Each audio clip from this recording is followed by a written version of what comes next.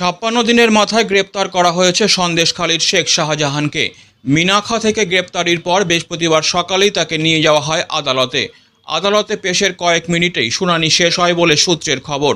জানা গেছে তার 14 দিনের পুলিশি হেফাজতের আবেদন জানানো হয়েছিল, তবে আদালত 10 দিনের পুলিশি হেফাজতের নির্দেশ দিয়েছে। এদিকে শাহজাহান শেখ গ্রেপ্তার হওয়ার পরই প্রতিক্রিয়া জানান তৃণমূল নেতা কুণাল ঘোষ। কি বললেন তিনি, আসুন শুনে নিই। দেখুন, শেখ শাহজাহান গ্রেফতার হয়েছে। রাজ্য পুলিশের পদক্ষেপকে আমরা স্বাগত জানাচ্ছি। আমাদের সর্বভারতীয় সাধারণ সম্পাদক অভিষেক বন্দ্যোপাধ্যায় তিনি দৃষ্টি আকর্ষণ করে বলেছিলেন, আদালত মহামান্য হাইকোর্টের রায়ের একটি অংশের জন্যই পুলিশের হাত পা বাঁধা হয়ে গেছে, পুলিশ এ সংক্রান্ত মামলায় কোনো পদক্ষেপ নিতে পারছে না। অভিষেক বিষয়টি সামনে আনার পর আদালত সেই বিধিনিষেধ সেটা প্রত্যাহার করেন এবং পুলিশকে কাজ করার ছাড়পত্র দেন।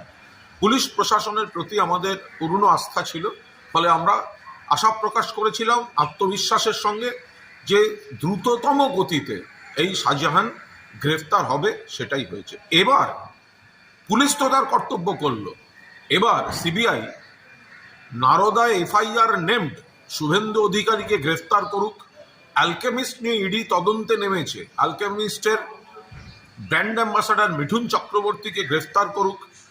মহিলা কুস্তিগির সাক্ষীদের উপর অসভ্যতা করে শ্লীলতাহানি করেছে বিজেপির সাংসদ ব্রিজভূষণ, তাকে গ্রেফতার করুক। আর নির্মলা সীতারামন এত বড় বড় কথা বলে গেলেন, অথচ দেশের ব্যাংকগুলো থেকে হাজার হাজার লক্ষ লক্ষ কোটি টাকা লুট করে যারা বিদেশে রয়েছে, সেই ব্যাংক লুটেরাদের গ্রেফতার করে আনুক। রাজ্য পুলিশ দেখিয়েছে, কথা রেখেছে। মুখ্যমন্ত্রীর নেতৃত্বে অভিষেক বন্দ্যোপাধ্যায়ের সেনাপতিত্বে সরকার এবং দল চলছে। এবার কর্তব্যটা সিবিআই ইডি কি করে সেটা দেখারও আমরা অপেক্ষায় আছি। Disclaimer. This channel may not promote any violent, harmful or legal activities. All content provided by this channel is meant for an educational purpose only.